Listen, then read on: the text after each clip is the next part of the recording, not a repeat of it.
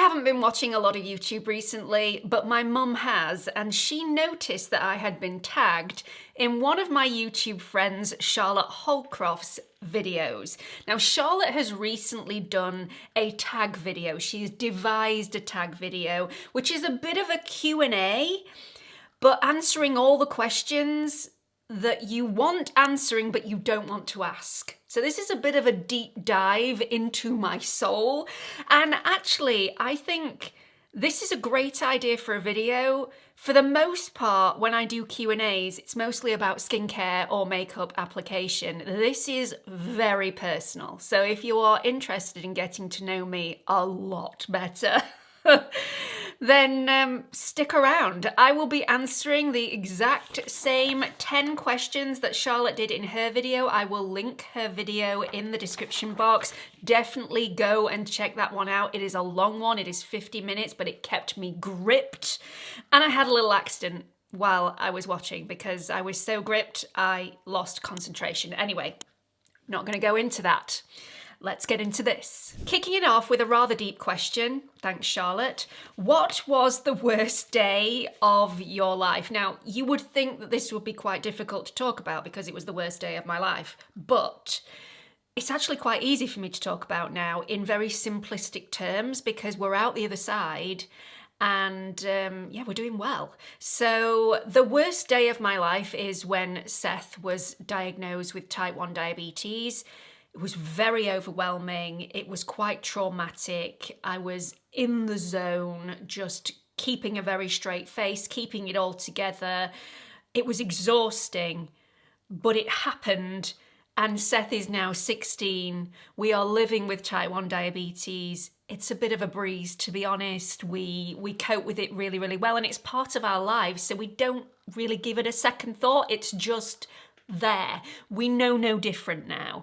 But I will take you back to May 11th, 2012, when actually, let's go back a little bit further. So a few days before the 11th of May, we went to this baby group, and someone that was there at the time who had known Seth for around about a year at this point looked at him and said, "Oh, he's very thin, isn't he?" And at the time, I thought, well, that's very rude. But it stuck with me. And we went home, that was on the Wednesday. On the Thursday, we went out with my dad, which we always did on a Thursday. We went over to Dromfield where my dad lives. We went walking. We took his pushchair because Seth, he got a little bit tired, but he was drinking like mad. I mean, bottle after bottle, and it just didn't seem quite right. But he'd always been a big drinker, so again, didn't put two and two together. Until the Friday morning, Friday the 11th of May 2012, we were baking in the kitchen. I'm not quite sure what we were baking, it's all a bit of a blur now. But all of a sudden, Seth's pyjama bottoms fell down on their own. And I was just, something's not right. This is not right. So I rang the doctors immediately. Now, the doctors were closed at this point. They had just had their last appointment. But the doctor said to me, "I want you to come in immediately. I will stay behind for you." So by 12 o'clock, we were at the doctor's surgery. By 12:05, maybe 12:10, he'd been diagnosed with type 1 diabetes. And we were sent to the Sheffield Children's Hospital, which, by the way, is one of the best children's hospitals in the entire world, not just in the UK, in the entire world.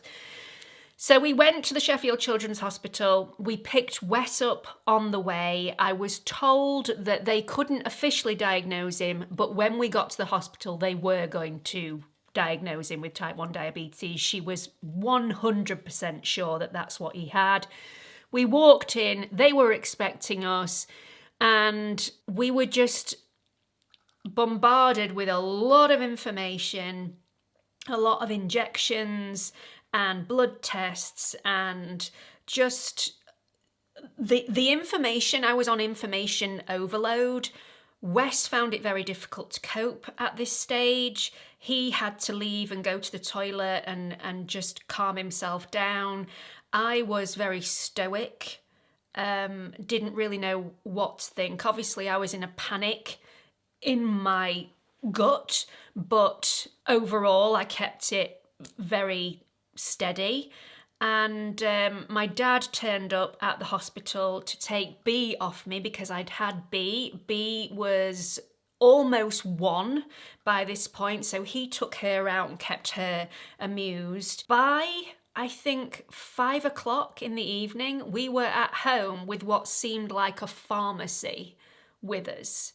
It was just a lot to take in. The doctors rang us on the Saturday and on the Sunday to check in with his blood sugars, check that I knew what I was doing with giving him his injections, which were incredibly traumatic because Seth would just scream and flail his arms around. We had to pin him down on the floor.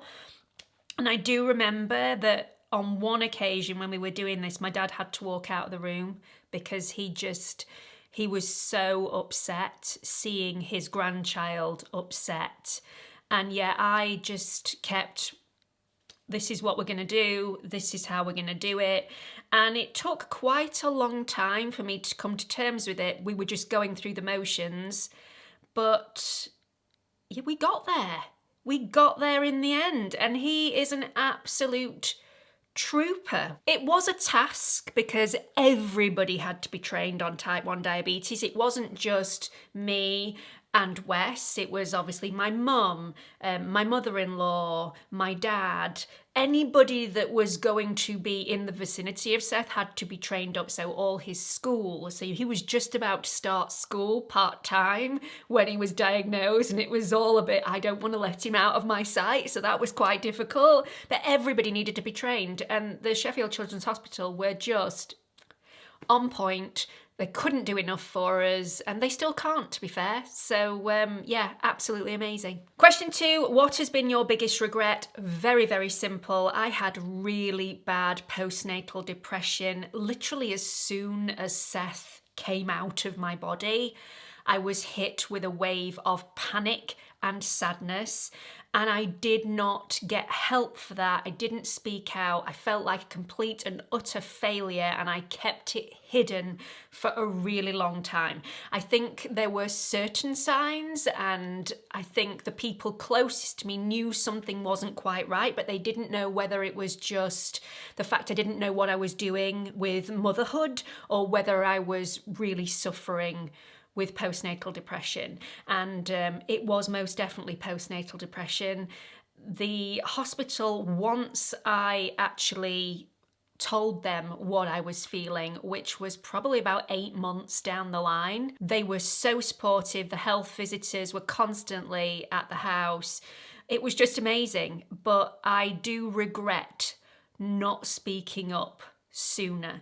And when anybody tells me that they're pregnant now, I am very careful not to go in with bad things straight away, but I do always say to them, if when your baby arrives you don't feel that gush of love that everyone talks about, you are not a failure. You are not 1 in a trillion. This is more common than people talk about, and I think we should talk about it more. You are not a failure if you all of a sudden aren't the best mother in the entire world and don't have that nurturing capability from the first second that your baby arrives. It took me a long time. My son is just, I mean, my sons, both of them, but Seth is just pure joy for me, and I love him more than life itself. He knows that. He's always known that. But I needed a little help to get there, and I do regret not asking for help sooner. What is your biggest fear or phobia? Apart from something happening to my children or my family, which I do sit up at night thinking about when I'm trying to go to sleep, which is not ideal when you're trying to drift off. But a phobia of mine, I would say, really big things, vast things, and heights. So heights, you know, I don't like. I love roller coasters. I love anything that goes fast. But the climb is the worst part for me on a roller coaster. And some of them, if they are a really steep climb and it goes a long way, I won't go on them at all. If you could just transport me to the top without having that climb, I would be absolutely fine. But it's the height thing that, oh gosh, and my whole body goes tingly and shakes. But vast things, really big objects, really frighten me. And that is so unnatural for that to be the case. So if I was to see the sea at night, the sea is very vast, it's very black. That scares the living life out of me. But I do remember when I was younger, I must have been about 4 or 5 years old, I was on a ferry and we were passing a Navy ship. Now, as you know, Navy ships are huge, and we went right past it very, very closely. So you could see the ship's base and you couldn't see what was underneath the water, but you knew it went down a really long way. And this ship just went on for miles, it seemed, when I was smaller. And I had the most weird reaction. I didn't want to look at it. I didn't want to see it. It was just too big to be real. It was like I was staring at a monster that was just about to eat me. That's how frightened I was. So yeah, big things. I mean, that's an irrational fear, isn't it? I would say that's a phobia. I don't like big things, and most definitely I don't like heights. This is a bit of a two-parter, this one. What is something that would shock people to know about you? So there are 2 things I think that people wouldn't expect of me unless you know me really, really well. So the first one, I have 3 children. I don't have 2 children. I talk about Seth and Bea all the time. They are my biological children. Seth is 16, Beatrice is 14, but I do have a 3rd child who's called Johan, who's 25. Now, I did not born Johan from my own body. Johan is one of Wes's children from a previous relationship, and I met him when he was 3 years old. And he has been my pride and joy ever since. I mean, I get all the good stuff without all the bad stuff. He gets to come to me with his problems and he knows I won't judge him, and I couldn't be more proud of the person that he has become. I tend not to talk about Johan on this channel or my grandchildren because I am a grandma of 2, and I'm just trying to protect their privacy, and I never actually sat down with Johan and checked if it was okay for me to mention him on such a wide platform. However, I did speak to him this morning and he said it was okay. So now I can shout it from the rooftops. So yes, I have 3 children. One is 25, almost 26. One is 16 and one is 14. And I love them to the core of my being. Also have 2 grandchildren, one called Logan, one called Liam, and they are just... Being a grandmother is the best job on the planet because, again, you get all the good stuff and you don't get all the negatives. And my grandkids they have me round their little finger. They know exactly what to do, what to say, how to smile to get anything from me. What do you want there, darling? You want a chocolate biscuit? Of course you can have a chocolate biscuit. Well, you want a 5-star holiday, all inclusive for 2? Of course you can. I would give the shirt off my back for my grandchildren. They are just joy in little human beings. Absolutely beautiful. So that's one thing that you wouldn't expect because I don't talk about Yo quite a lot on my channel. The second thing that you probably wouldn't expect of me, I swear quite a lot. I never do on my channel. I like to keep it professional here. However, to my friends, I do drop a few. I said this to my mum the other day that I swear quite a lot, and she said, well, I don't think you swear a lot, but I do swear when I am in the vicinity of my mum and my dad, actually, which is only a recent thing. I feel like I've hit that age now. 46 that I'm able to do that now. But yeah, I'm not as squeaky clean, maybe. I don't speak as squeaky clean as I do here. And it wouldn't offend me if somebody swore in my presence. But I like to keep it fresh and professional on here. So, no swearing from me. Question 5, what is your proudest moment in life so far? Very much like Charlotte's answer, my proudest moments tend to be surrounded with my children. Recently, my eldest has moved into a 3-bedroom detached house with his family, with my grandchildren, and with his beautiful fiancée, Tia.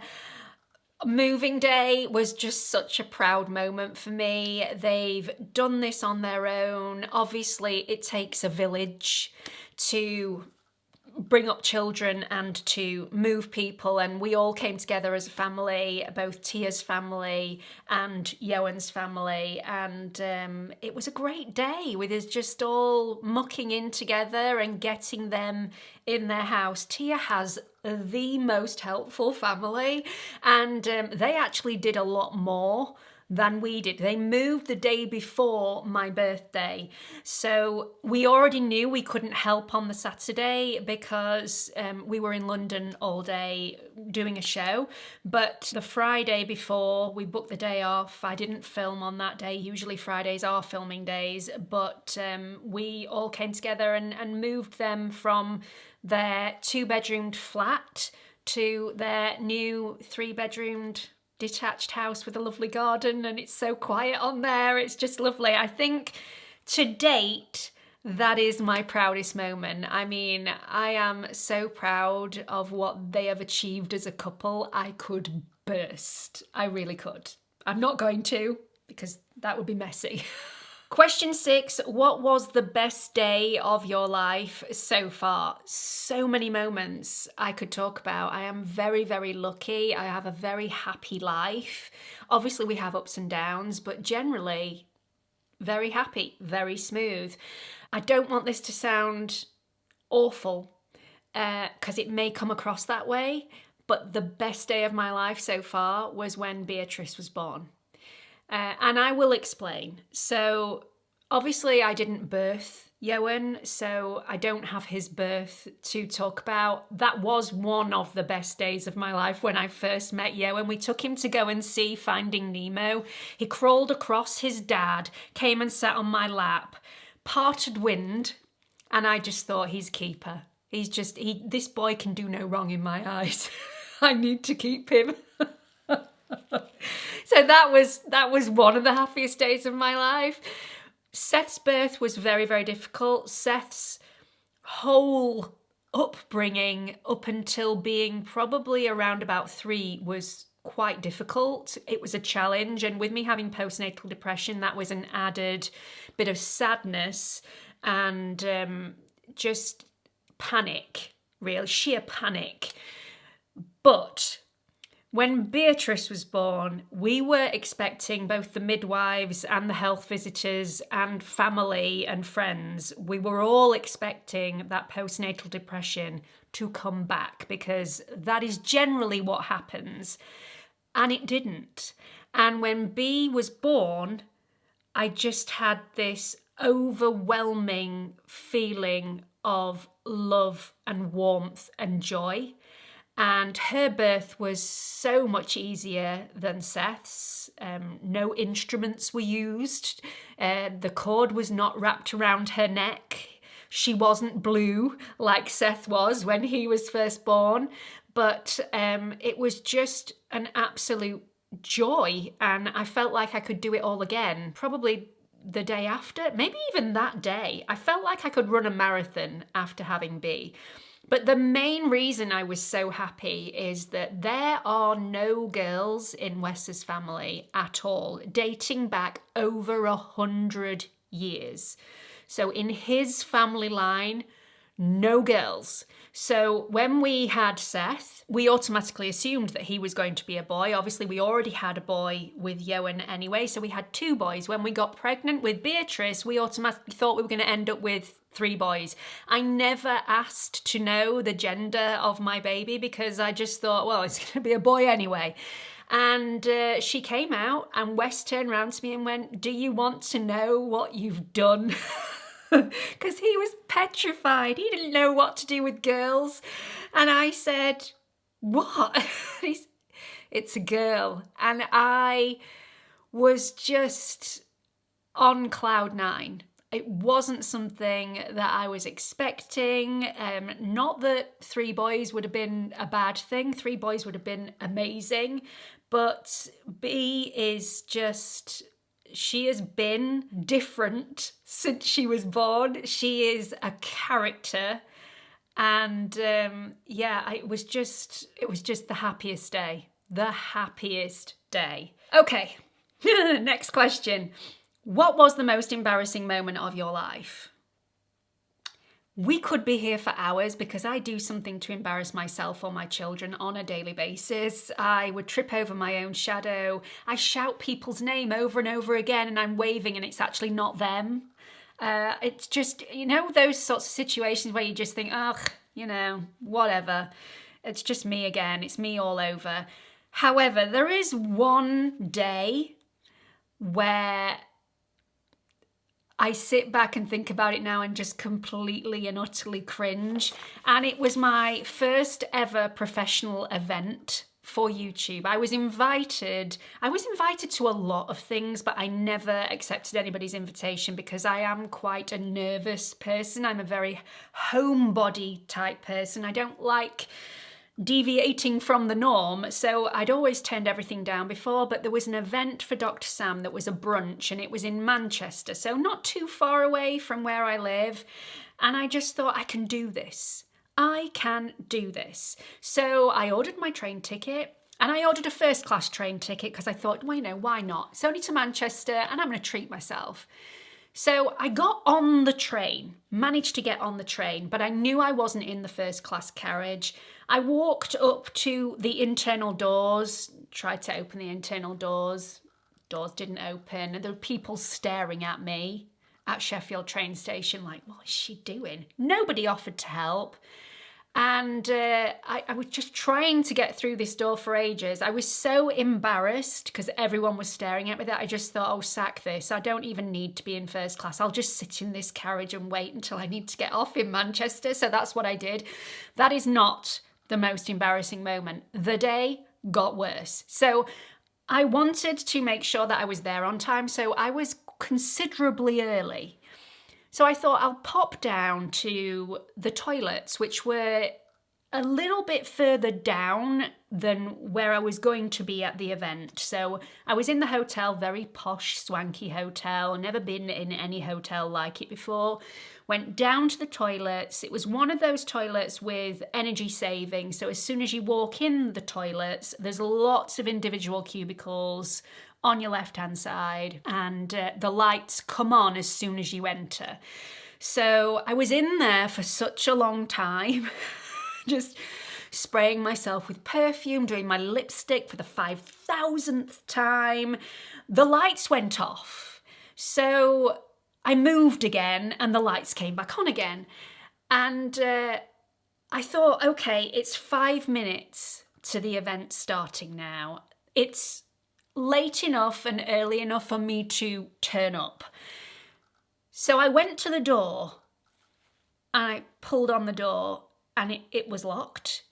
And I thought, okay, what do I do now? I'm locked in the toilet downstairs in a hotel that I cannot remember the name of. What do I do? So I'm starting to panic slightly because I like to be early. And it was only 5 minutes before this event started. So I was getting a bit panicked that I was going to be late. And one of my pet peeves, people being late. There's no excuse for it. Just set off earlier. I don't like people being late, and I was about to be late for my first event that I had ever agreed to going to. I then had a bit of a light bulb moment. Okay, I think the invitation is still on my phone. I scrolled through my phone, found the invitation, found what hotel I was in, rang the reception, and frantically said, I am in the toilets downstairs. One of the staff has obviously locked the toilet thinking that there's nobody in. Please come down and save me. And they said, well, I'm sure that wouldn't have happened, but I'll send maintenance down now to come and help you. Okay. At this moment, I turned round and noticed there was another door on the other side of the room. And I pulled this door and it was the exit. And for about half an hour, I had been trying to get through the broom cupboard where all the cleaning supplies were kept. And I could have just gone out of the door that I came through. I'd been in there so long, I forgot where the exit was. Oh, so by the time I got up to the Dr. Sam's event, I was shaking like a leaf. And I daren't call back reception to tell them not to bother to send maintenance. I just wanted to get out of there very quickly so nobody noticed that it was me, the dozy one in the cream top, that rang reception saying they were locked in the toilet. Question 8, what is the worst experience you've ever had with a fellow creator? This is going to be a very quick question to answer because I haven't had any negative experiences with fellow creators. All the creators that I've ever approached or had approach me have been the warmest, kindest human beings. We're all in the same boat. We all lift each other up, not try and tear each other down. Haven't had any negative experiences whatsoever. I know I'm one of the lucky ones. I think because I'm a homebody and I keep myself to myself, I very rarely reach out to other people. I have managed to save myself, I suppose, from negativity. Also, I think we're at that age now where we left the playground a long time ago. So negativity just... it's playground stuff. I surround myself with people who are positive, not negative. I learnt that a very long time ago. So any hint of negativity that I see in somebody, I tend to just distance myself very quietly in a very pleasant way. So I haven't had any negative experiences. I have some beautiful friends. Some of the best friends I have ever had in my life are people I have met over YouTube. Not just creators, but also subscribers as well. They're just a delight to be around. So no negative things to report on this side, which is very dull, isn't it? No gossip for you here, but let's move on to the next question. Question 9, what's the worst experience you've ever had with a brand? There are a couple that I could mention here. I may talk about both. So the one rule that I have, which has never changed from when I first started my channel all the way to the current day, if I'm going to do a collaboration with a brand, if there are going to be contracts involved, I need the product in front of me for a good number of weeks to test it out to its full capacity to make sure I love it, not just like it. I need to love it before I will sign a contract and agree to do a sponsored video, because sponsored videos, people are turned off by sponsored videos. So unless I love something 100%, I won't agree to doing a sponsored video. And I was very upfront and honest with this one particular brand who were toing and froing with me via emails for, I would say, a good couple of months. And the products that they were going to send me to test out was quite a pricey product. And I said, yeah, that's totally fine. I mean, send it to me. I'm more than happy to send it back to you if I don't like it. And they said, okay, you just need to go on to this particular link and you need to fill in your address so that we can send you the product. On filling out my address, I realized that what they were trying to get me to do was sign a contract to say that as soon as they'd sent me this product, I needed to review it and I needed to give them a positive review. So I went back to the email and said, say what now? We've already discussed this and you said you were fine with sending me the product out without me signing a contract. I can't sign this contract because I don't do that. I don't work like that. And they said, oh, but we can't send you out a product that costs this much without some assurances that you're going to review it. So they were offering me a lot of money and it didn't happen.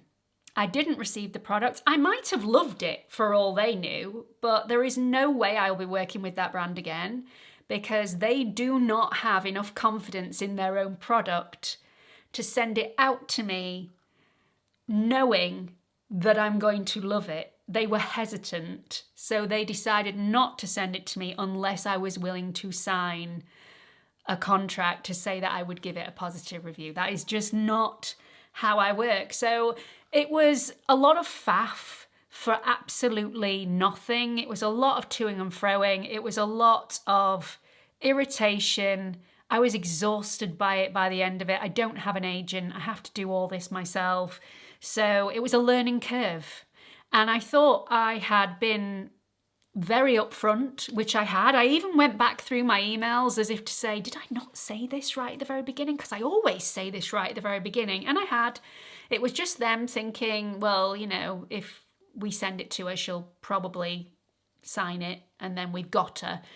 Very sneaky. Won't be dealing with that brand again. Also, I tested out a product from a different brand. Absolutely loved this product. I mean, it was a dream product. Agreed to do the collaboration. Filmed the collaboration, sent it off to the brand, and they asked me to remove the portion of the video that I insert at the front to say this video is sponsored by.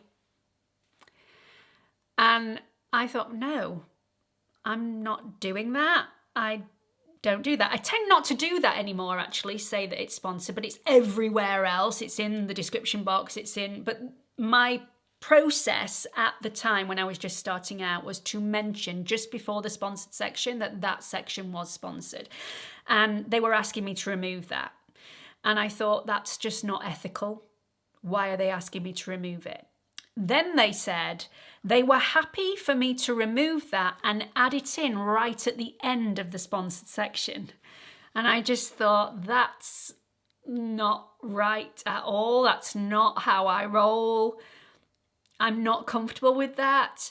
And for the first time ever, and the last time, I signed a contract. There was a get out clause where I had to stop. I could completely stop the contract so that it was null and void, but I had to do it in writing. And I wrote to them and said I wanted out of the contract, and I didn't actually produce the piece of work. Even though I'd already produced that piece of work, it did not go live, which is a real shame because I loved the product and it would have done well, but I just thought it was unethical.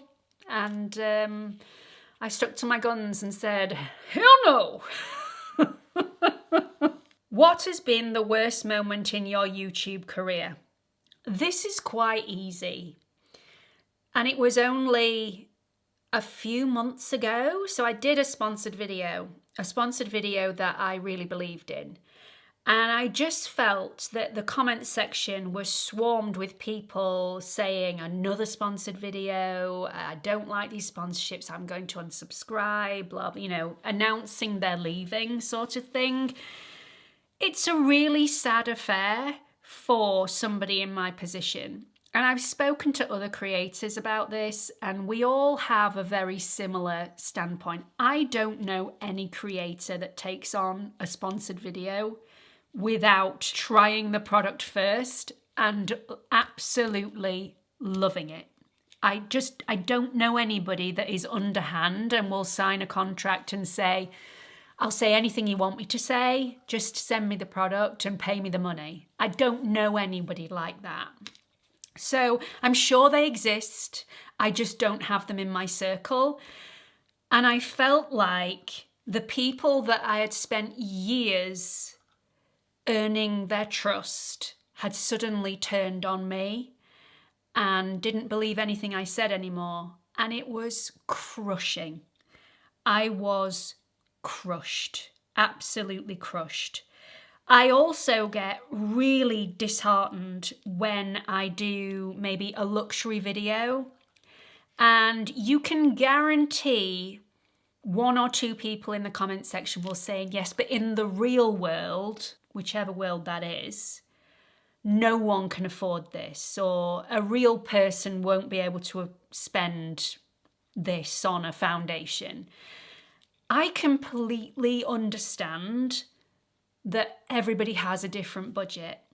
And what really upsets me and what really has taken me aback over the last maybe year, maybe few years actually since COVID, because COVID hit everybody really, really hard, and then the economy just went bananas and everything costs more now. I think people assume that because I do the job that I do, I earn an absolute fortune, and that is not the case. But even if it were, I have a channel that is for everybody. It's not just for the people that can afford those luxury items. I also try and do my videos so that 50-50 of my videos are affordable and 50% are luxury, because I know that I have a 50-50 split of viewers wanting completely different things. And when I get those comments that are insinuating that everybody feels the same, it's really upsetting to me. When I spend too much time on drugstore videos, some people say, when I'm just really fed up of the drugstore videos, when are you going to review something that I actually want to buy? And then when I spend too much time on luxury, people say, we can't afford this, you're not catering for your audience, you're losing track of what's important in life, all that sort of thing. And it doesn't matter if I keep it a 50-50 split. The people that are commenting only see what they want to see. They don't go back and look at the videos that I've been doing and think, well, actually, 5 out of 10 of the last videos have been affordable, or 5 out of 10 of the last videos have been luxury videos. They don't see that. They just see the negative. And it's really taken a toll on me, to the point where I just thought at one point, maybe a month ago, what is the point? What's the point? I can't win. I really can't win. I either need to change my channel to just a drugstore channel, or I need to change it to just a luxury channel. I don't want to do that, because I love finding the diamonds in the rough, those affordable products that are actually better than the luxurious ones, but I also love the luxury products. I get joy out of both. And I also get joy about helping people with differing budgets. Everybody should be able to afford a good skincare routine, and hopefully with the help that I have, fingers crossed, given you in the past, no matter what your budget, you have a good skincare routine. And the same with makeup. So it wasn't a specific day in my life, but I had a bit of a wobble for YouTube a month or so ago, and it's usually Stephanie Marie that talks me off the ledge. Because we all go through this sort of thing, and it's very upsetting. But it's most upsetting when it's my ride or die viewers, the ones that I've really taken the time to get to know, and I know have been watching my videos for such a long time, that are commenting these sorts of things. It really does get to me, and I'm not quite sure how to rectify that. I really don't know. I don't know how to fix that issue, but it does bother me. So I guess that's the worst moment in my YouTube career, the fact that I wanted to shut everything off. I didn't think I was doing a good job. I didn't think I was meeting anyone's needs, because if I did one thing, I got complaints. If I did the other, I got complaints. So yeah. So that's it for this Q&A tag. Thank you very much to Charlotte Holcroft for coming up with this idea. I've really enjoyed filming this, even though it's got a little deeper maybe than I was initially going to go.